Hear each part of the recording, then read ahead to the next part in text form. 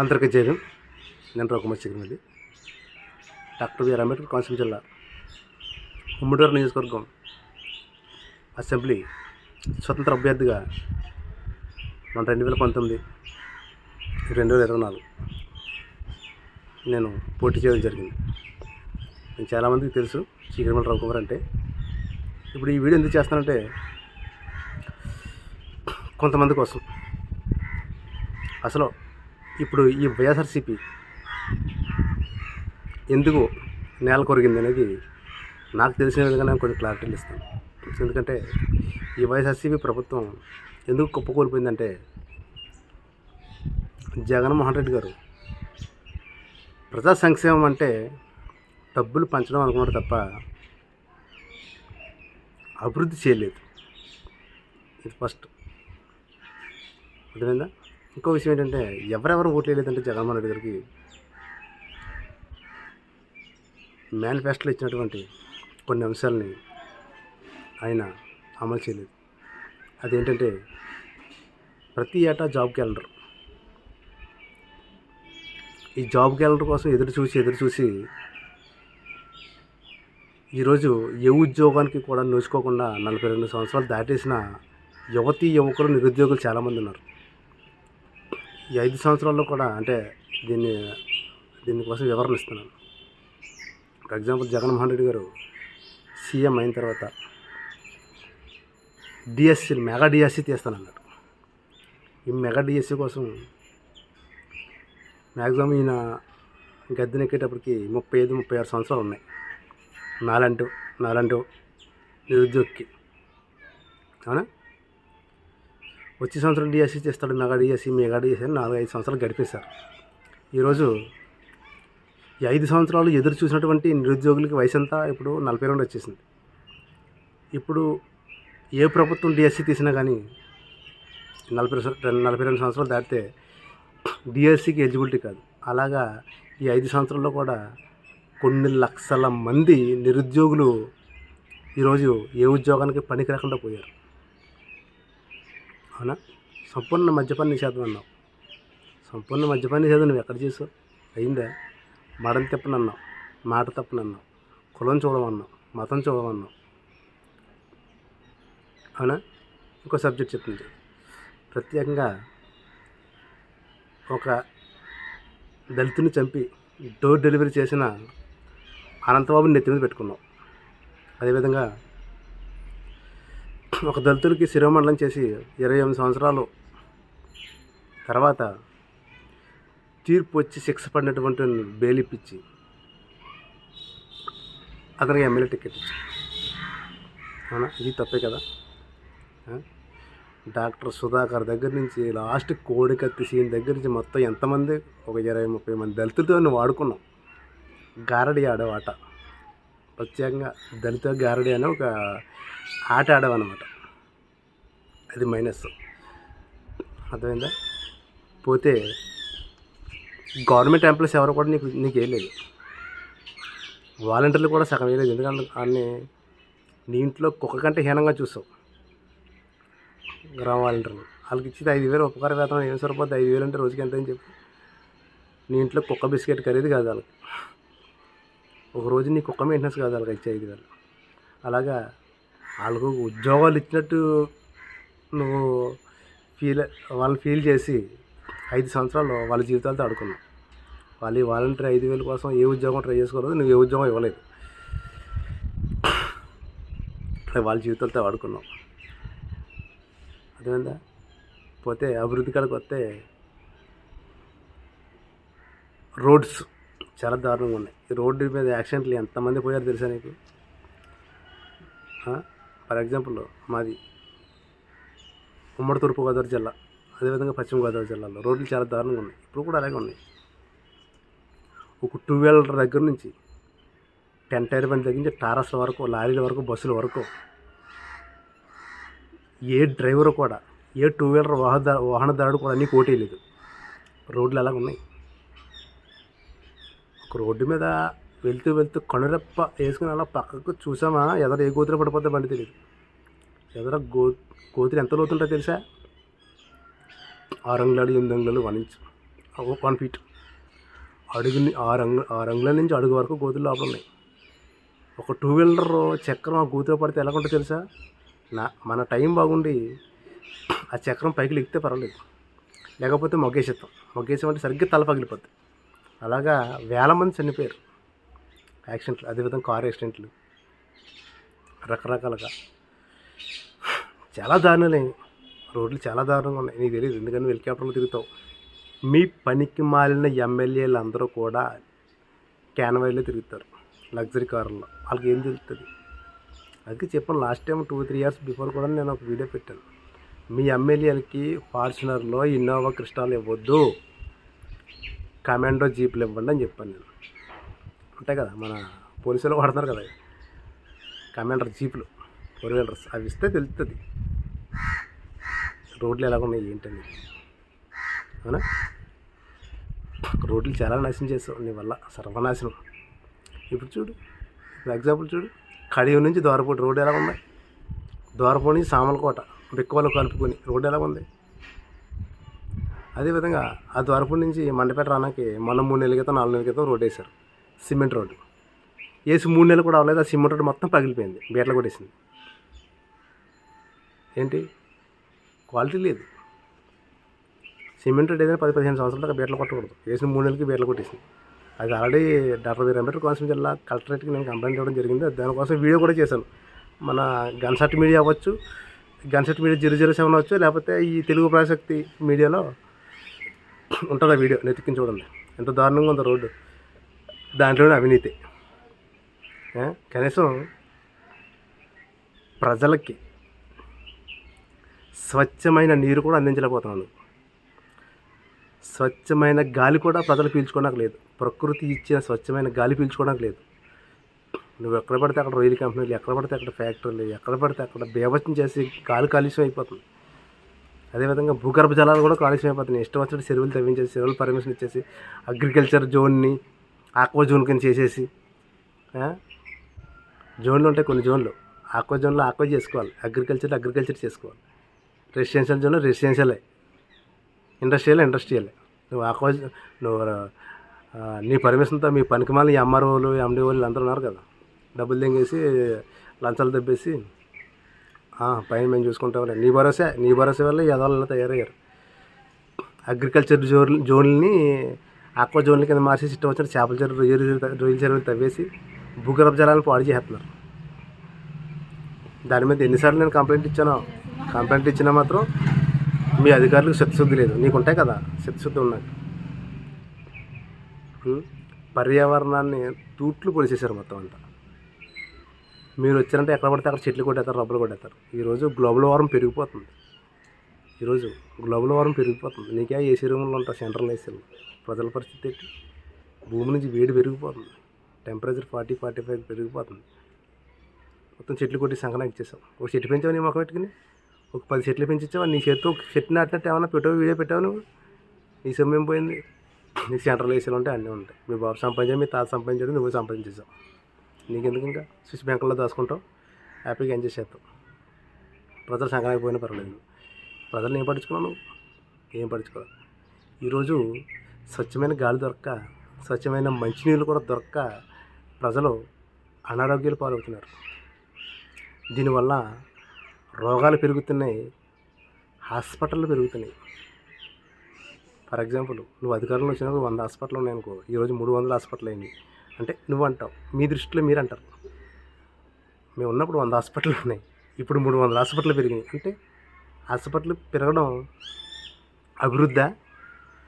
రోగుల సంఖ్య పెరిగితేనే హాస్పిటల్ పెరుగుతాయి. ఎప్పుడైతే నువ్వు హాస్పిటల్ తగ్గించావో అప్పుడు రోగుల సంఖ్య ఎప్పుడు తగ్గుతుందో అప్పుడు హాస్పిటల్ తగ్గితే అప్పుడే అభివృద్ధి. కొత్త రోగాలు సృష్టిస్తున్నారు మీ అధికారులు. స్వచ్ఛమైన గాలి అందించలేకపోతాం, పొల్యూషన్ చేసేస్తున్నారు. దానికి ఎవరో పట్టించుకోరు. మేము కంప్లైంట్ ఇచ్చినా పట్టించుకోరు. స్వచ్ఛమైన నీళ్ళు తాగనకు లేదు, ఏమీ చేయనట్లేదు. అర్థమైందా? చూడు, ప్రతి పంట కాలంలో నీరునే మీరు చెరువుల్లో స్టోర్ చేసి క్లోరినేషన్ చేసి ప్రజలకు కుళాయి రూపంలో అందిస్తారు. అవునా కదా? ఆ చెరువులోకి వచ్చే నీరు ఎక్కడి నుంచి వస్తుంది? ఒకసారి ఆ కాలువలో పరిశీలించండి. ఎగ్జాంపుల్ కాలువలు పరిశీలించండి, పంట కాలువలన్నీ పరిశీలించండి. తూర్పుగోదావరి జిల్లాకు వచ్చి ఇటు కాకినాడ వచ్చినా, అటు అమలాపురం సైడ్ వచ్చినా వచ్చే కాలువలను పరిశీలించండి. కాలువల్లో ఎంత వ్యర్థాలు పడేస్తున్నారు. ఈ మున్సిపాలిటీ సన్నాసులకి బుద్ధి లేదు. ఈ పంచాయతీ సిబ్బందికి, ఈ మున్సిపాలిటీ వాళ్ళకి బుద్ధి లేదు. వీళ్ళు మొత్తం గ్రామాల్లో వ్యర్థాలన్నీ తీసుకొచ్చి కాలువల్లోనే డబ్బింగ్ చేస్తారు. వీళ్ళు ఇంకెక్కడ తెలియదు. ఒక ముఖ్య విషయం చెప్పనా, ఈ సన్నాసులకు బుద్ధి లేదు. అదేవిధంగా నీకు కూడా బుద్ధి లేదు. మీ మంత్రులకు బుద్ధి లేదు, మీ ఎమ్మెల్యేలకు బుద్ధి లేదు. ఏం చెప్పమంటావా? ఒక్కసారి లెక్క అవ్వాతాతలకి ఎంత ఇచ్చాను, వాళ్ళకి ఎంత ఇచ్చాను, ఎంత కాదు లెక్క. అసలు ప్రతి మున్సిపాలిటీకి, ప్రతి పంచాయతీకి డంపింగ్ యార్డులు ఎన్ని ఉన్నాయి? పారిశుద్ధ కార్మికులు గ్రామాల్లో వ్యర్థాలను తీసుకెళ్ళి డంపింగ్ యార్డ్లో కరెక్ట్గా వేస్తున్నారా లేదా? మనం ఎన్ని డంపింగ్ యార్డులు ఇచ్చాం? ఇంకా కొన్ని పంచాయతీలకి, మున్సిపాలిటీలకి డంపింగ్ యార్డులు ఇవ్వాలి. ఎందుకు ఇవ్వలేదు? నువ్వు డంపింగ్ యార్డులు ఇవ్వకపోతే వీళ్ళు ఏం చేస్తారు? కాలువలో కొడతారు. నిజంగా వీళ్ళకి సామాజిక స్పృహ ఉంటే ఈ డంప్ చేసి తీసుకెళ్ళి ఎమ్మెల్యే పార్టీ ఆఫీసుల దగ్గర డంప్ చేయాలి. అసలు లెక్క ప్రకారంగా కాలువలో కదా డంప్ చేయాల్సింది. ఆ విధంగా జలాల్ని కలుషితం చేస్తున్నారు. ఆ నీళ్ళే ప్రజలు తాగేది కుళాయి రూపంలో వచ్చి. అది కూడా మీకు బుద్ధి లేదు. ప్రజల ఆరోగ్యాల మీద దృష్టి పెట్టాలి ఫస్ట్ మీరు. ప్రజాభివృద్ధి కార్యక్రమంలో ప్రజా సంక్షేమం అంటే ఏంటి? ప్రజలు హ్యాపీగా ఉండాలి, ప్రజలు సంతోషంగా ఉండాలి, ప్రజలు సుఖ సంతోషంతో ఉండాలి, ప్రజలు ఆరోగ్యంగా ఉండాలి. అదే ప్రజా సంక్షేమం అంటే, ప్రజాభివృద్ధి అంటే. నువ్వు బట్టనకు డబ్బులు ఇచ్చేస్తే ఎక్కడైతే ఈరోజు నువ్వు బట్టనకు డబ్బులు వేసి ఏడని ఒకటి నీకు ఏడు. నువ్వు చేసినవి ఏం కనపడతానో చెప్పు. సంపూర్ణంగా రోడ్లు వేసావా? స్వచ్ఛమైన తాగనాక నీరు దొరుకుతుందా? స్వచ్ఛమైన పీల్చుకోవడానికి గాలి దొరుకుతుంది? ఎక్కడ పడితే అక్కడ కర్మాగారం, ఎక్కడ పడితే అక్కడ రోడ్ పొల్యూషన్, పర్యావరణానికి తూట్లు పొడి చేసావు. నీ లైఫ్లో ఒక చెట్టాన నువ్వు పాతినట్టు ఫోటో పెట్టావా? మీరు కొట్టించిన బోల్ చెట్లు వీడియోలు నా దగ్గర ఉన్నాయి, నేను పెడతాను. ఎలిపాడు కోసం కొట్టిన నువ్వు వస్తున్నామని చెట్లు నరికేసి ఎందుకు చెట్లు నరుకోవడం? ఈరోజు గ్లోబల్ వార్మింగ్ పెరిగిపోతుంది. పోతే అదే పర్యావరణ ఎన్విరాన్మెంట్ పక్కన పెట్టు. పోతే ఏదో మన ల్యాండ్ యాక్ట్ ఏదో పెట్టావు కదా, ఈ ల్యాండ్ యాక్ట్ ఇది ఒకటి నీకు 50% దెబ్బేసేసింది జగన్మోహన్ రెడ్డి. చెప్పమంటావా? ఇప్పటికే ఎక్కడ పడితే అక్కడ ప్రభుత్వ ఆస్తులు తాకట్టు పెట్టుకుంటూ వచ్చేసాం. అవ్వ తాతలకి, అక్క చెల్లెమ్మలకి డబ్బులు ఇవ్వడం కోసం. అవునా కదా? ఈ ల్యాండ్ యాక్ట్ తీసుకొచ్చావు. ల్యాండ్ యాక్ట్ పుకారు ఎలాగైంది తెలుసా? అది నిజమో కాదు నీకు తెలియాలా, అందరూ తెలియాలి, ప్రజలు తెలియాలి. కానీ జగన్మోహన్ రెడ్డి ల్యాండ్ యాక్ట్ తీసుకొచ్చాడు. మన పట్టా మీద జగన్మోహన్ రెడ్డి ఫోటో ఉంది. జగన్మోహన్ రెడ్డి మన జిరాక్స్ ఇచ్చి, మన ఆస్తులన్నీ జిరాక్స్ ఇచ్చి ఒరిజినల్ అతని దగ్గర పెట్టుకుని అతను తాకట్టు పెట్టుకోసి కొనే అవకాశాలను తాకట్టు పెట్టేసుకుంటాడు ఏమో అని అపోహ అనేది ప్రజల్లో పుట్టింది. దీనివల్ల 50% భయపడి నీకు ఓటేది. అర్థమైందా? ఏమో నువ్వు తాకట్టు పెట్టేదేమో, ప్రభుత్వ ఆస్తులు తాకట్టు పెట్టేశావు. ఇప్పుడు 2 ఇళ్ళు ఉన్నాయి, 3 ఇళ్ళు ఉన్నాయి, 10 ఎకరాలు 5 ఎకరాలు ఉంది. అవన్నీ నువ్వు ఇచ్చినట్టు ఇచ్చి ఒరిజినల్ దగ్గర పెట్టి నువ్వు తాకట్టు తీసుకుంటే ఏమన్నా అడుగుతావు? ఇప్పుడే పంచాయతీ సొమ్ము మొత్తం సంక్రాంతికి ఇచ్చేసావు. పంచాయతీ సర్పంచ్లు ఒక అభివృద్ధి చేయకపోలేదు, వచ్చినట్టు నాకేసావు. పంచాయతీ సొమ్ము దెబ్బేసావు. ఇప్పుడు ప్రజల ఆస్తులు దెబ్బేమని భయపడి అలా కూడా ఒకటి. అర్థమైందా? ఈ అభివృద్ధి అలా ఉందా? ఒకసారి గుండె మీద చేసింది నీ మేనిఫెస్టోలో ఎన్ని అయితే నువ్వు అమలు చేసావు గుర్తుపెట్టుకోసారి. గుండె మీద చేసుకో. అది విషయం. ఒక అభివృద్ధి లేదు. కియా మోటార్ ఎందుకు వెళ్ళిపోయింది చెప్పు? కియా మోటార్ ఎందుకు పంపించేసావు? అదేవిధంగా వచ్చిన అమరాన్ బ్యాటరీ కంపెనీని ఎందుకు పంపించేసావు చెప్పు? ఎందుకయ్యా నీకు ఆస్తి లక్షల కోట్లు ఉంది, మీ బాబు సంపాదించింది ఉంది, మీ తాత సంపాదించింది ఉంది, ఏం చేసుకుంటావా? ఈ లక్షల కోట్లు ఏం చేసుకుంటాను? ఎందుకని నీకు ఈ కోట్లు ఏం చేసుకుంటే కూడా అటుకెళ్తావు ఏంటి? శిశు బ్యాంకులో దాచుకుంటావు. నువ్వు పోతా శిశు బ్యాంకులో డబ్బు ఆడుకొస్తాయి, అలా బ్లాక్ అయిపోతాయి. రాజకీయ నాయకులు అందరూ, సన్నాసులు అందరూ కూడా మొత్తం ఇప్పటివరకు రాజకీయ నాయకులు అందరూ సంపాదించిన శిశు బ్యాంకులో దాచుకున్నారు. వాళ్ళు చచ్చాక అకౌంట్లు డెడ్ అయ్యి ఉన్నాయి. అందులో ఎవరు చేస్తారో మళ్ళీ ఇండియా మన డబ్బు పట్టుకుని శిశు బ్యాంకులో దాచుకుంటారు మీరు. అవి మళ్ళీ రిటర్న్ ఎవడిస్తారు మనకి చెప్పు? ఎందుకు సంపాదించి ఏం చేసుకుంటాను? ప్రజలు సేవ చేయొచ్చు కదా. ప్రజలు మంచి అవకాశం ఇచ్చారు, మీ నాన్నగారి సింపతి మీద మంచి అవకాశం ఇచ్చారు. ఈ అవకాశాన్ని వినియోగించకుండా సర్వనాశనం దుర్వినియోగం చేసేసావు. ఉం? చెప్పు. ప్రత్యేక హోదా అన్నావు, ఏం చేసావు? ప్రత్యేక హోదా ఏం చేయలేదు. Utter flop. ఒక జిల్లా కలెక్టర్ని కరెక్ట్గా పని చేయించావు నువ్వు, ఒక ఎంఆర్ఓని కరెక్ట్గా పని చేయించావా, ఒక ఆర్డీఓని కరెక్ట్గా పని చేయించావు నువ్వు, ఒక రెవెన్యూ డిపార్ట్మెంట్ని కూడా సరిగ్గా పని చేయించలేదు. నువ్వు ఎవరిని పని చేయించావు? ఒక పంచాయతీ సిబ్బందిని కూడా నువ్వు సరిగ్గా పని చేయించలేదు. ఒక ఎమ్మెల్యేలకు కూడా నువ్వు సరైన పని చేయించావా? ఏం చేయించావు? ఎమ్మెల్యేలు ఏం అభివృద్ధి చేశారు?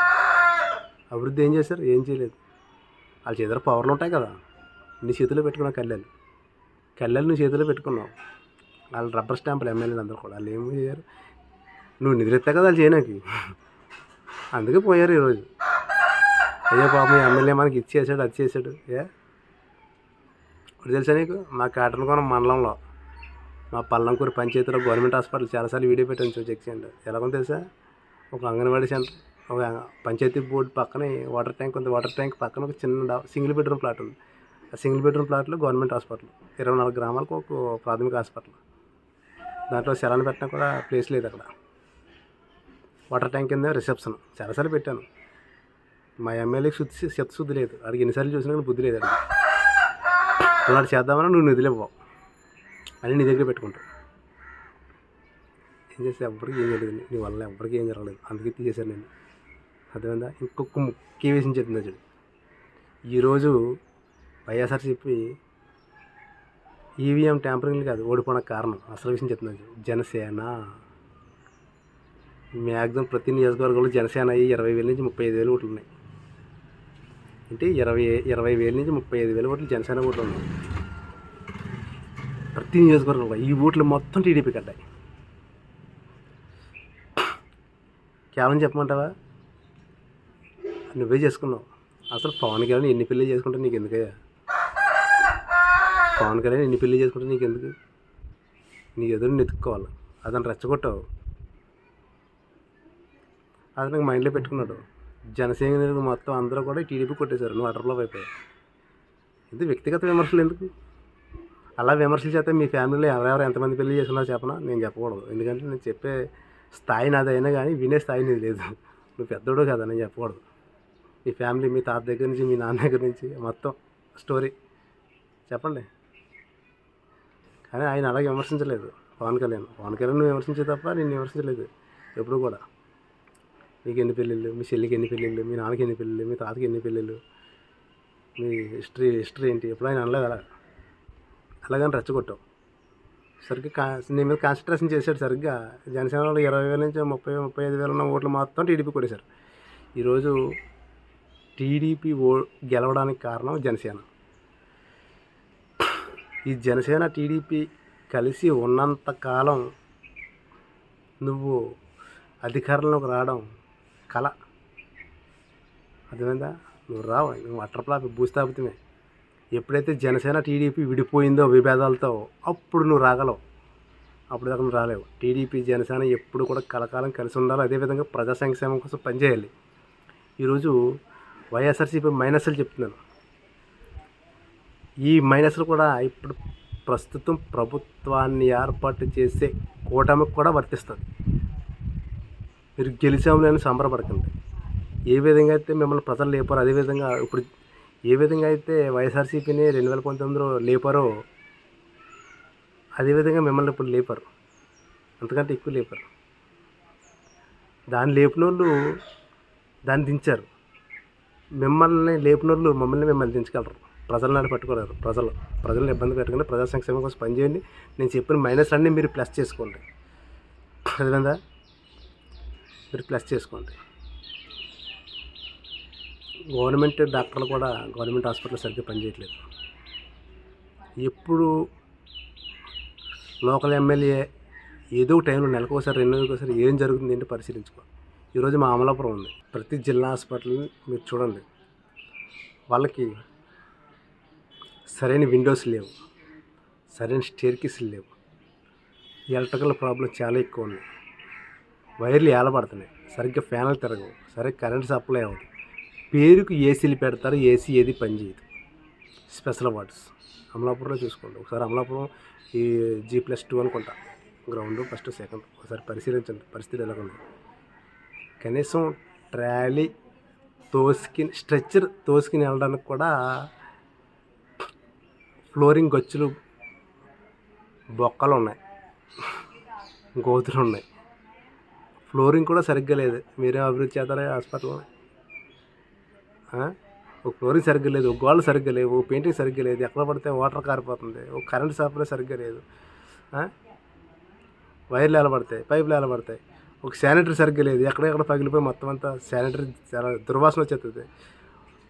ఒక కిటికీలు సరిగ్గా ఉండవు, కిటికీలకి దోమల ప్రొటెక్షన్ కోసం ఒక మెస్ సరిగ్గా ఉండదు.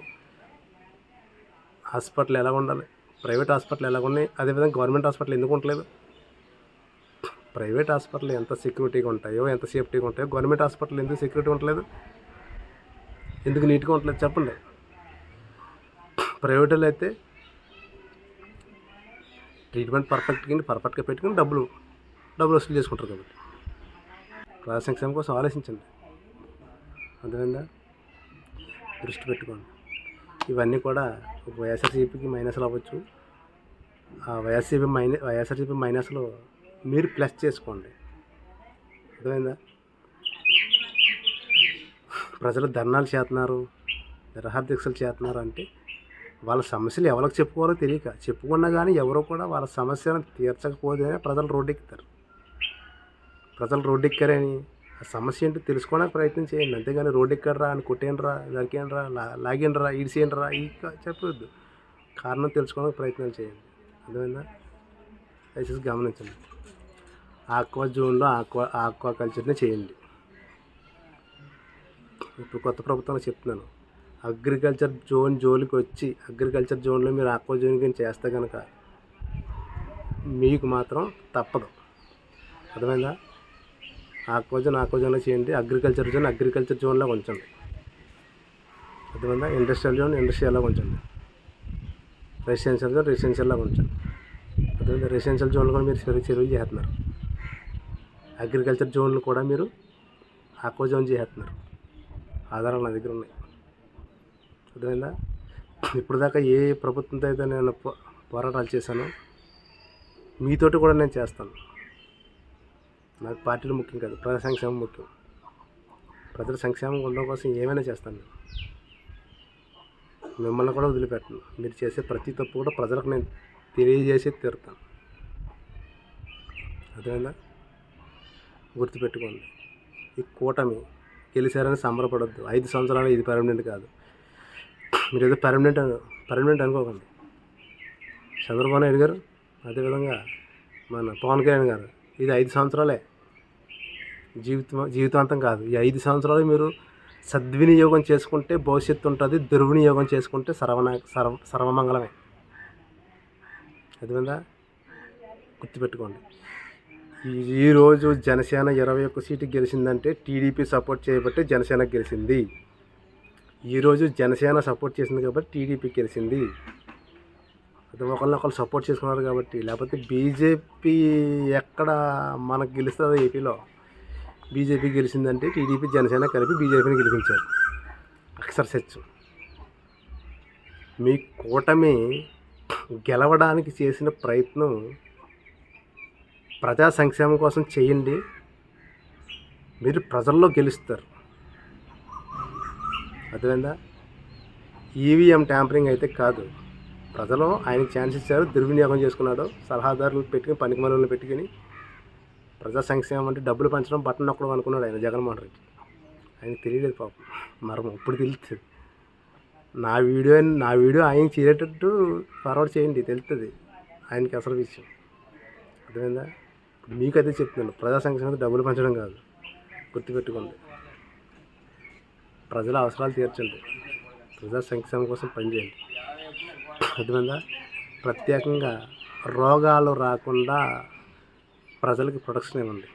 స్వచ్ఛమైన గాలి పీల్చుకునేటట్టు వాళ్ళకి అవకాశం ఇవ్వండి. స్వచ్ఛమైన నీరు తాగడానికి, అదేవిధంగా ప్రకృతిని కాపాడవలసిన బాధ్యత మీది. పర్యావరణం కాపాడండి, ప్రజలు బాగుంటారు. పెరిగిన హాస్పిటల్ సంఖ్యని, అదేవిధంగా పెరిగిన రోగుల సంఖ్యను తగ్గించే ప్రయత్నాలు చేయండి. ఆటోమేటిక్గా రోగులు తగ్గితే హాస్పిటల్ తగ్గుతాయి. అభివృద్ధి అంటే ప్రజలు అభివృద్ధి పదవులు నడుపుతున్నారంటే వాడు ఎంత సంపాదించినా కానీ రోగాల బారిన పెట్టేస్తాడు, హాస్పిటల్ పాలైపోతాయి డబ్బులు. మీరు స్వచ్ఛమైన పర్యావరణాన్ని అందించండి ప్రజలకి. ప్రజలు ఆరోగ్యాలతో ఉంటారు. సంపాదించిన సొమ్ము వాళ్ళ దగ్గర ఉంటుంది, హాస్పిటల్ పాలవదు. హాస్పిటల్ సంఖ్య తగ్గేటట్టు ప్రయత్నాలు చేయండి. అర్థమైందా? అన్నీ గుర్తుపెట్టుకుని జాగ్రత్తగా మసులుకోండి. లేకపోతే నేను నా మాటలు 100 మంది వింటున్నారని అనుకోవట్లేదు. విన్నా వినకపోయినా చెప్పే బాధ్యత నాది. గుర్తుపెట్టుకోండి. రాష్ట్రానికి రెవెన్యూ కోసం ప్రయత్నాలు చేయండి. కంపెనీలు తీసుకురండి, రెవెన్యూ పెంచండి. వచ్చిన రెవెన్యూని ప్రజా సంక్షేమం కోసం మీరు ఉపయోగించండి. అర్థమైందా? ఇంకో విషయం, జగన్మోహన్ రెడ్డి భూస్థాపితం చేసిన సంక్షేమ పథకాలు దళితుడివి అన్నీ కూడా మీరు మళ్ళీ అమలు చేయాలి, పునరుద్ధరణ చేయాలి. లేకపోతే అదొక ఉద్యమం జరుగుద్ది. కూటమికి స్వీట్ వార్నింగ్.